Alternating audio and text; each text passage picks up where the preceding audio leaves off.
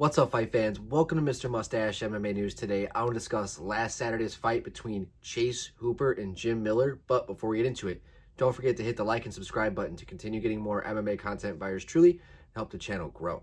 All right, guys, getting right into it. Chase Hooper defeated Jim Miller last Saturday by decision in a fight that, I really just want to highlight the developmental process of Chase Hooper in this fight. But, he looked good, looked strong, looked confident, really just showed good fight IQ. Jim Miller, just showed his veteran ability to really just keep the fight going. You see him now at 41 years old. Athletically, you can see now he's just really not with the, top 25 guys within the division anymore. And he does want to hit 50 UFC fights. I think he's at 46 or 47 fights, so he's got about 3 or 4 to go.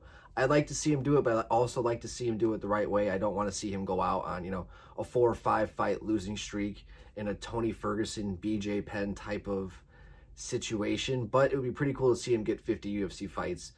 Most guys want to fight in the UFC just one time. This guy's made a damn fucking career out of it. So I'm pretty excited to see what's left for the end of the future Hall of Fame career of Jim Miller, because it really has just been a stellar career. But as for Chase Hooper here, riding a 5-fight win streak over guys, Jordan Leavitt, Slava Claus, but most importantly, I want to talk about his last 2 fights with Clay Guida and Jim Miller, right? You have Chase, who's 25 years old. You saw his career start, a little bit of ups and downs. Looks, world class in the ground, but had some clear, glaring holes within the striking and strength and conditioning department of his game. Losing to guys like Alex Caceres, I think Steven Peterson, and Steve Garcia. And you just saw that he just lacked the strength, lacked the striking, and just had a lot of holes and a lot of growth. And we didn't want to see another Sage Northcutt situation. So they started to rebuild him from scratch, and getting to the point to where he was riding that 3-fight winning streak.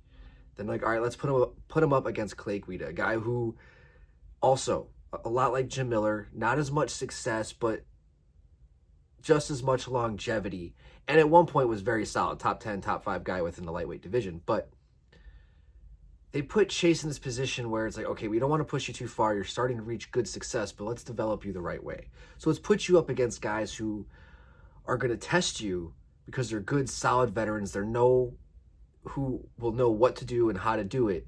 But athletically, Chase should be able to get the advantage so that he can learn from these veteran guys, see the tricks that they have up their sleeves so he can build the right way and become a veteran himself.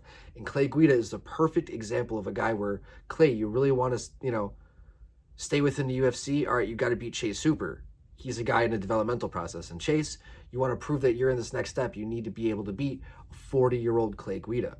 You need to show us that you can actually go out there and put him away, which he did. And then most recently, they put him up against Jim Miller, right? A guy who, just time and time again, he is the dude that, if you want to be UFC battle ready, battle tested, you need to get through Jim Miller in the lightweight division.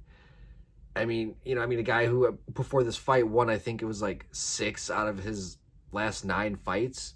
A lot by finish, submission, knockout. Most recent finish over Damon Jackson, right?